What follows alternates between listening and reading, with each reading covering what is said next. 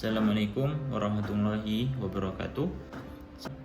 Kepada dosen Profesor Muhammad Ali Aziz beserta Ustadz Ahmad Ainul Yakin MAG yang telah memberi kesempatan saya untuk mempresentasikan tugas teori dakwah.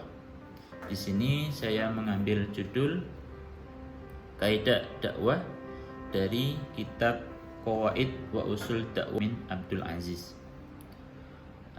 Beliau menuliskan 10 kaidah dakwah untuk para dai. Di sini saya akan membahas 5 kaidah dakwah. Yang pertama dari buku beliau. Yang pertama yaitu memberi keteladanan sebelum berdakwah. Keteladanan manusiawi. Seseorang dai yang menyeru untuk beribadah kepada Allah bagaikan lentera kegelapan. Para pemimpin yang memberi petunjuk menghilangkan kesesatan dalam pemikiran, mengajak manusia dengan perkataan yang benar dan tidak keluar dari perkataannya kecuali keteladanan ini baik pada perkataan maupun perbuatan. Slogan dari ini yaitu aslih nafsaka wad'u ghairaka. Perbaiki dirimu kemudian ajaklah orang lain. Dan akim daulata islami fi qalbika takum fi ardika. Tegakkanlah daulat Islam di hatimu, niscaya akan tegak di bumimu. Keteladanan meliputi contoh untuk diikuti. Kemudian seimbang antara perkataan dan keteladanan juga dengan diri sendiri. Mulai memperbaiki sendiri, kemudian keteladanan juga harus diperoleh sejak kecil. Maka wajib bagi seorang dai untuk mempelajari perjalanan hidup Rasulullah, karena perjalanan hidup Rasulullah menceritakan kepada kita tentang kepribadian manusia yang telah dimuliakan oleh Allah dengan risalah, sehingga dia telah menjadi teladan yang baik bagi orang yang beriman, bahkan menjadi tokoh idola bagi umat manusia dalam kehidupan, baik secara pribadi maupun kehidupan bermasyarakat. Peringatan untuk dai. Al-Quran telah bersikap tegas dan keras kepada orang-orang yang pandai memberi nasihat kepada manusia tetapi tidak mau mengambil nasihat. Disebutkan dalam Al-Quran, ata'murunan nasa bil birri wa tansawna anfusakum wa antum tatlunal kitab afala ta'qilun. Apakah kamu memerintahkan manusia dengan kebaikan sedangkan kamu melupakan dirimu sendiri, sedangkan kamu juga membacakan kitab. Beberapa poin untuk peringatan ini. Yang pertama yaitu dai seharusnya menjadi cermin bagi apa yang dikatakan. Jadi harus sesuai dengan perbuatan dan amalannya. Kemudian apa yang disampaikan oleh para dai hendaknya harus berasal dari hati yang tulus. Kemudian dai juga perlu untuk mempererat hubungan kepada Allah agar dakwah ini dimudahkan dan dapat diterima oleh masyarakat umum. Kemudian yang terakhir, peringatan untuk dai yaitu takut, hendaknya takut dengan larangan Allah. Diceritakan dari bahwa Rasul menemui kurma di dalam rumahnya. Seketika itu juga Rasulullah membuang kurma itu karena Rasulullah tidak yakin kurma ini berasal dari mana. Kemudian tugas mulia seorang dai. Para dai itu mengemban tugas para nabi. Oleh karena itu, dai seharusnya jujur kepada Allah, baik dalam kata-kata maupun perbuatan. Mereka tidak boleh menginginkan sesuatu kecuali kebaikan atau ridha Allah. Kedua, mengikat hati sebelum menjelaskan. Disebutkan dalam Al-Quran, wa ma arsalnaka illa rahmatan lil alamin, dan tidaklah kami mengutus kamu melainkan untuk menjadi rahmat bagi semesta alam. Jum'ah Amin Abdul Aziz menuliskan 9 kiat-kiat untuk menyatukan hati dengan taufik Allah. Yang pertama, menanamkan pada diri objek dakwah, menyeru mereka kepada sebuah prinsip nilai, bukan karena urusan pribadi seorang dai. Kedua, memberi kesan kepada objek dakwah dan selalu memberi perhatian kepadanya dan menginginkan kebaikan baginya.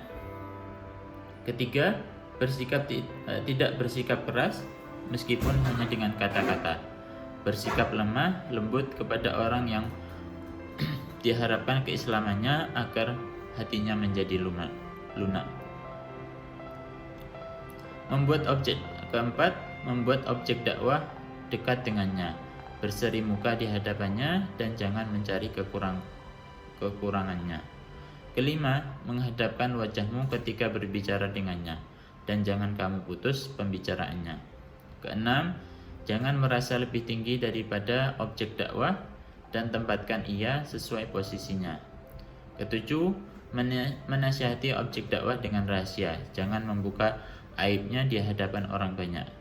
Kedelapan, memberi hadiah kepada objek dakwah untuk melunakkan hatinya. Kesembilan, menyentuh objek dakwah agar hatinya terbuka untuk menerima kebenaran. Beberapa hikmah di dalam Al-Quran. Yang pertama, kisah Bilqis.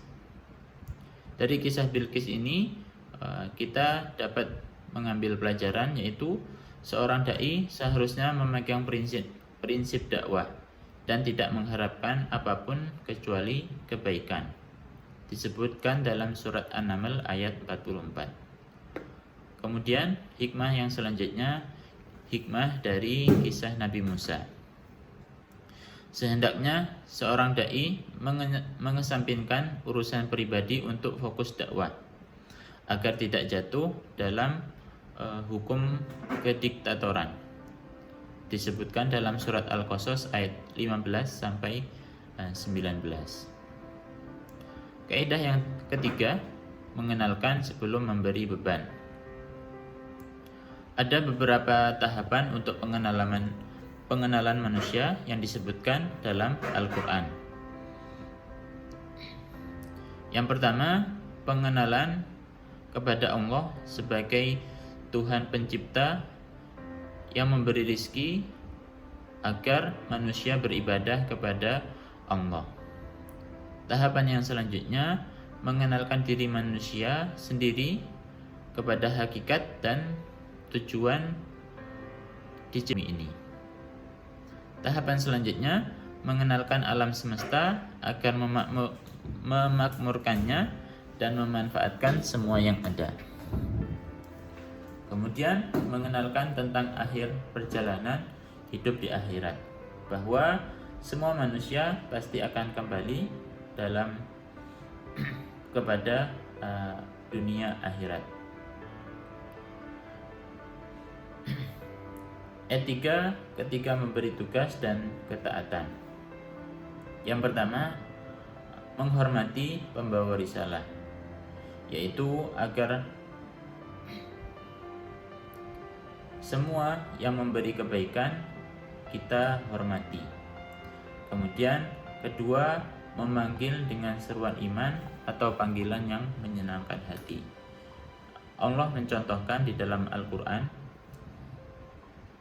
Allah menyeru dengan kata-kata ya ibadi, ya ayyuhalladzina amanu.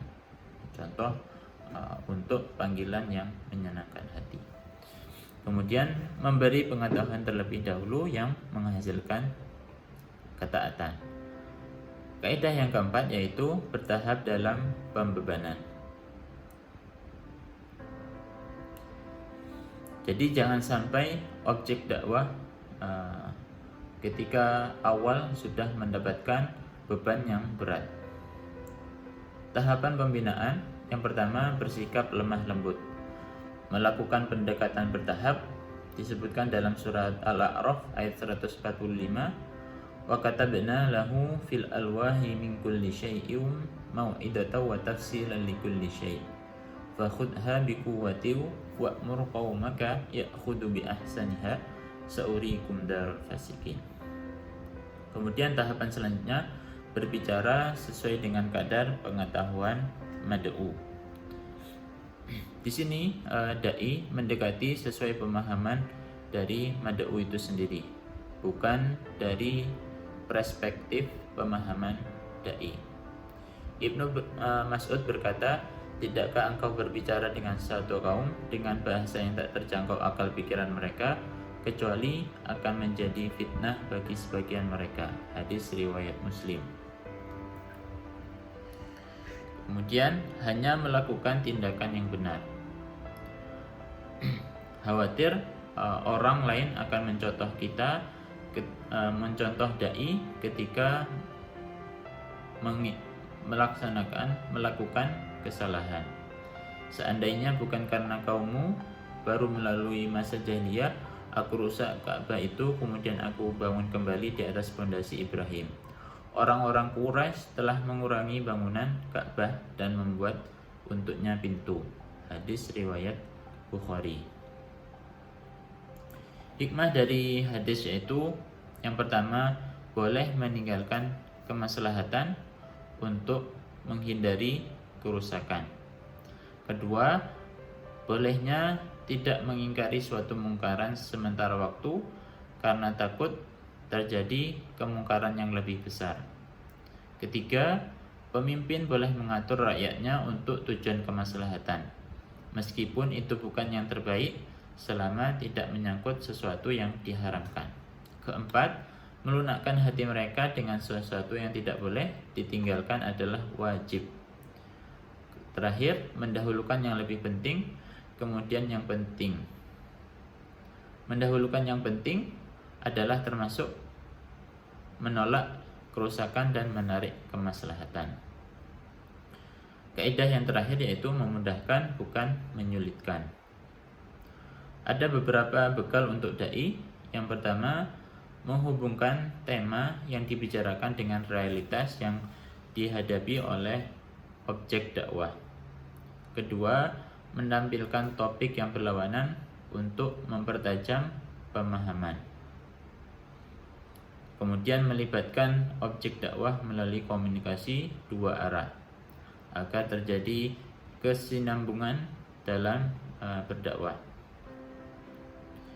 Contoh kemudahan dalam ibadah. Yang pertama, sholat. Dalam ibadah sholat, wudhu dapat diganti dengan debu suci atau bertayamum ketika tidak ditemukannya air atau dalam halangan.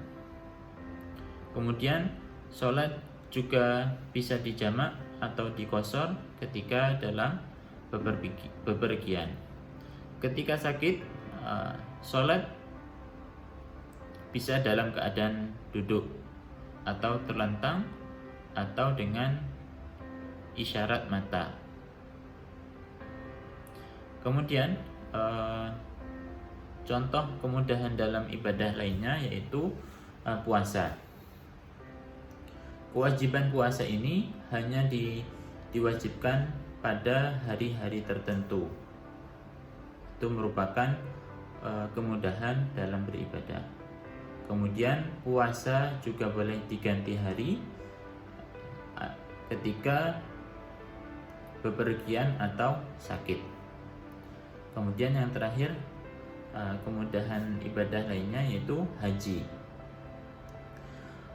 Walaupun ada beberapa ulama yang mengatakan bahwa melanggar manasik haji yaitu melanggar hukum, tetapi ulama lainnya juga melanggar manasik haji, bukan melanggar sunnah. Yang terpenting ketika melakukan ibadah haji yaitu melaksanakan rukun wajib haji. Permudah, jangan dipersulit. Ada beberapa poin di sini yaitu mengurangi intensitas menasihati. Waktu dan tempat yang tepat akan mudah memahamkan untuk objek dakwah itu sendiri. Dan apabila terlalu sering intensitasnya, maka dinilai terlalu khawatir membuat bosan. Kemudian kedua, tidak boleh berlebihan, baik melakukan ibadah yang diwajibkan sekalipun. Di sini Rasulullah juga membolehkan untuk memanfaatkan rukhsah atau keringanan. Kemudian terakhir, meringankan sholat ketika menjadi imam. Jadi harus bisa membedakan antara sholat sendiri dan jamaah bersama muslim lainnya. Dikarenakan takut di antara jamaah itu ada orang yang sakit, orang lemah, atau keperluan lainnya. Yassira wala tu'assira wa basyira wala tunaffira. Permudah, jangan dipersulit. Besarkan hati dan jangan membuat orang lari. Hadis riwayat Bukhari. Sekian dari saya. Apabila ada kekurangan, itu murni dari saya sendiri. Terima kasih. Wassalamualaikum warahmatullahi wabarakatuh.